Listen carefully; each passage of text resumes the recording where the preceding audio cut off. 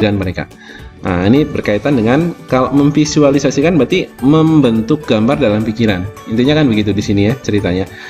Dia mampu menentukan banyaknya titik sudut pada bangun ruang berbentuk kubus dengan cara membayangkan. Berarti bentuk bayangannya itu merupakan bentuk bayangan kubusnya.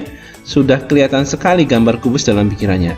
Jadi anak tersebut dengan kata lain sudah bisa memvisualisasikan ya. Jadi yang ada kata visual itulah.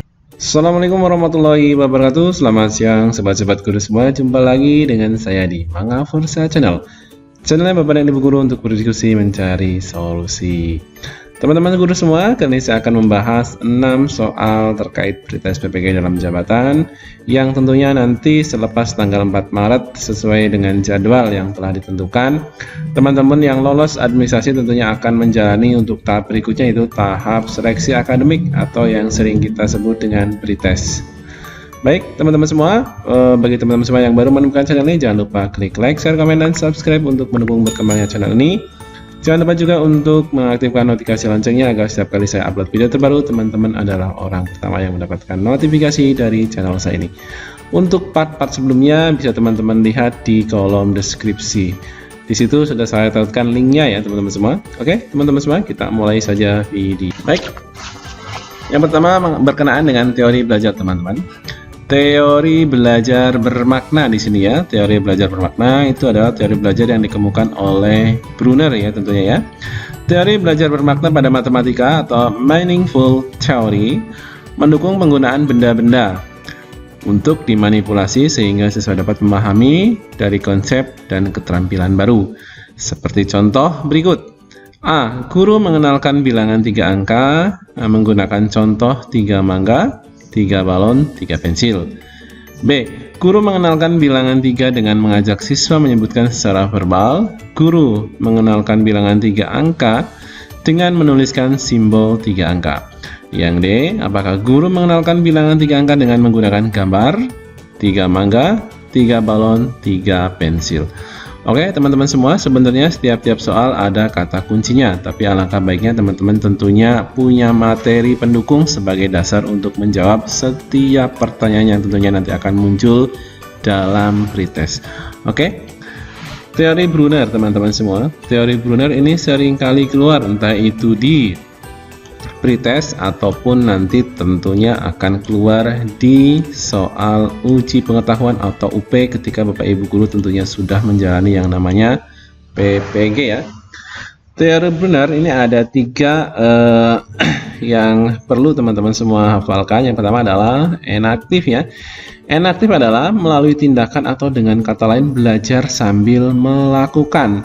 Ini learning by doing di sini ya, belajar sambil melakukan. Artinya teman-teman semua ya praktek ya, keterampilan di situ yang diperlihatkan. Ketemu dengan benda-benda nyata di situ ya. Kemudian yang kedua adalah iconic. Enaktif, iconic adalah didasarkan atas pemikiran internal ya. Pengetahuan disajikan melalui gambar-gambar. Ini kalau iconic yang mewakili suatu konsep. Nah, simbolik adalah menggunakan kata-kata atau bahasa-bahasa. Nah, teman-teman semua di sini tentunya kalau kita lihat pilihannya bisa jadi A, B, C, D ini ada yang menggunakan enaktif, ada juga yang menggunakan simbolik. Jadi teman-teman semua dari sini harus lari ke soalnya lagi. Kata kuncinya apa? Teori bermakna pada matematika atau meaningful theory menggunakan penggunaan benda-benda untuk dimanipulasi. Stop di sini teman-teman. Menggunakan benda-benda untuk dimanipulasi. Gitu ya. Nah, di sini kalau enaktif sendiri adalah melalui tindakan atau dengan kata lain belajar sambil melakukan, learning by doing.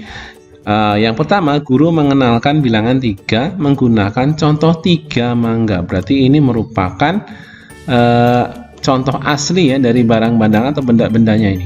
Nah, ini larinya ke enaktif dan ini sesuai dengan kata kunci yang saya garis bawah ini, penggunaan benda-benda ya. Kalau yang kedua, guru mengenalkan bilangan, Guru mengenalkan bilangan dengan mengajak siswa menyebutkan secara verbal, Tidak ya. Dengan menuliskan simbol. Tidak. Guru mengenalkan bilangan 3 angka menggunakan gambar. Gambar sebenarnya masuknya ke ikonik ya. Tapi karena di sini penggunaan benda-benda, jadi yang menggunakan benda-benda yang seperti 3 balon, 3 pensil dan seterusnya. Yang paling mengena adalah yang A, teman-teman. Jadi sekalipun itu untuk jawabannya merupakan contoh dari ikonik, simbolik atau inaktif, teman-teman harus bisa membedakan dari kata kunci soalnya. Jawaban yang tepat adalah guru mengenalkan bilangan 3 menggunakan contoh real ya. 3 mangga, 3 balon, dan 3 pensil. Learning by doing. Oke, lanjutkan teman-teman semua. Kemampuan awal atau prasyarat di sini ya, yang harus dimiliki peserta didik sebelum mempelajari KD tentang mendeskripsikan gejala peristiwa alam yang terjadi di negara tetangga. Ingat, negara tetangga. Ya. A. Mendeskripsikan gejala peristiwa alam yang terjadi di Afrika. Afrika negara tetangga juga? Iya. Mendeskripsikan gejala peristiwa alam terjadi di Asia. Asia juga tetangga kita. Mendeskripsikan gejala peristiwa alam terjadi di Eropa. Eropa juga tetangga kita. Ya. Mendeskripsikan gejala peristiwa alam yang ada di Indonesia. Yang dibicarakan Indonesia. Ini jelas bukan kalau yang D. Jadi kita condongnya adalah yang A, B, dan C. Ingat. Tapi di sini kata kuncinya adalah tetangga, teman-teman. Tetangga adalah yang terdekat. Yang terdekat itu mana? Apakah Afrika? Bukan. Asia, ya. Negara tetangga dimulai dari yang terdekat, yaitu Asia, karena Indonesia wilayahnya terletak di Asia. Maka jawaban yang tepat adalah yang B. Lanjutkan teman-teman semua. Kegiatan yang dapat mengembangkan keterampilan, teman-teman. Keterampilan itu sudah melakukan, sudah berkaitan dengan motorik siswa, ya, keterampilan itu. Jadi yang nanti jawabannya atau pilihannya yang ada bukan menggunakan motorik, nah itu yang harus tidak dipilih. Ya, yang pertama adalah mempelajari konsep. Mempelajari konsep adanya di mana, teman-teman? Ini masih di dalam kelas. Nah, berarti ini bukan termasuk, teman-teman. Mempelajari konsep, jadi tidak termasuk keterampilan. Yang namanya keterampilan tadi saya sudah bilang adalah motoriknya sudah kelihatan di situ. Menyusun laporan. Nah, ini menyusun laporan berarti artinya mahasiswa sudah melakukan ya, melakukan dengan sistematika yang benar. Karena mahasiswa sudah disuruh menyusun. Kemudian mencari informasi di lingkungan tempat tinggalnya. Ini juga sudah doing, dilakukan. Ya.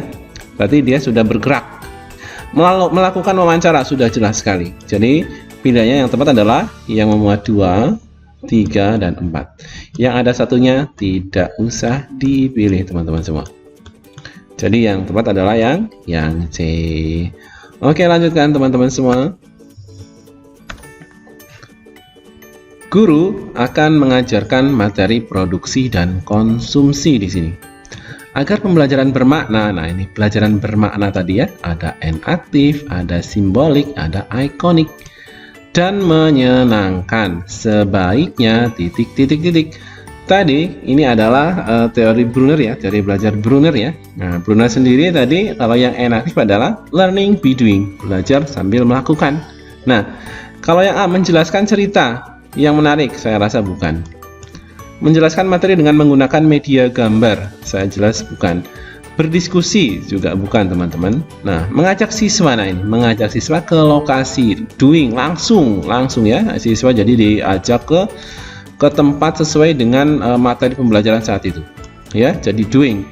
Kita mau melihat produksi dan konsumsi, kita lihat saja cara prosesnya yang nyatanya seperti apa, maka siswa diajak ke lokasi. Nah, inilah jawabannya paling tepat, teman-teman. Oke, teman-teman semua, sebenarnya di setiap pertanyaan sebenarnya ada kata kuncinya, tinggal teman-teman jeli atau tidak saja. Oke, nomor selanjutnya teman-teman semua. Dalam pembelajaran di kelas, ingat di kelas terdapat beberapa siswa yang mampu menentukan banyaknya titik sudut pada bangun ruang berbentuk kubus dengan cara membayangkannya. Potensi siswa tersebut dari aspek kecerdasannya tergolong ke dalam kecerdasan. Nah, kalau membayangkan berarti bentuk kubus, berarti menggambarkan, memvisualisasikan ya, memvisualisasikan. Jadi gambar-gambar tersebut ada dan kelihatan dalam pikiran mereka. Nah, ini berkaitan dengan kalau memvisualisasikan berarti membentuk gambar dalam pikiran. Intinya kan begitu di sini ya ceritanya. Dia mampu menentukan banyaknya titik sudut pada bangun ruang berbentuk kubus dengan cara membayangkan. Berarti bentuk bayangannya itu merupakan bentuk bayangan kubusnya. Sudah kelihatan sekali gambar kubus dalam pikirannya. Jadi anak tersebut dengan kata lain sudah bisa memvisualisasikan ya. Jadi yang ada kata visual itulah yang paling benar. Kinestetik itu berkaitan dengan gerakan. Matematik logis berarti berkaitan dengan hitung-hitungan teman-teman. Intrapersonal itu berkaitan dengan kemampuan dalam diri siswa tersebut. Jadi yang paling tepat adalah spasial visual. Tapi untuk dasar-dasar menjawab soal seperti ini teman-teman juga harus punya dasar teorinya atau pelajarannya atau materinya teman-teman semua. Di sini saya sajikan materinya. Nah ini teman-teman, kecerdasan kinestetik yang pertama. Kecerdasan kinestetik memiliki kemampuan memproses informasi secara fisik lewat gerakan tangan, tubuh, ekspresi wajah ataupun kontrol ya. Kemudian kecerdasan spasial visual merupakan kemampuan seseorang untuk memahami, memproses, berpikir dalam bentuk visual. Visual itu gambar, gitu ya.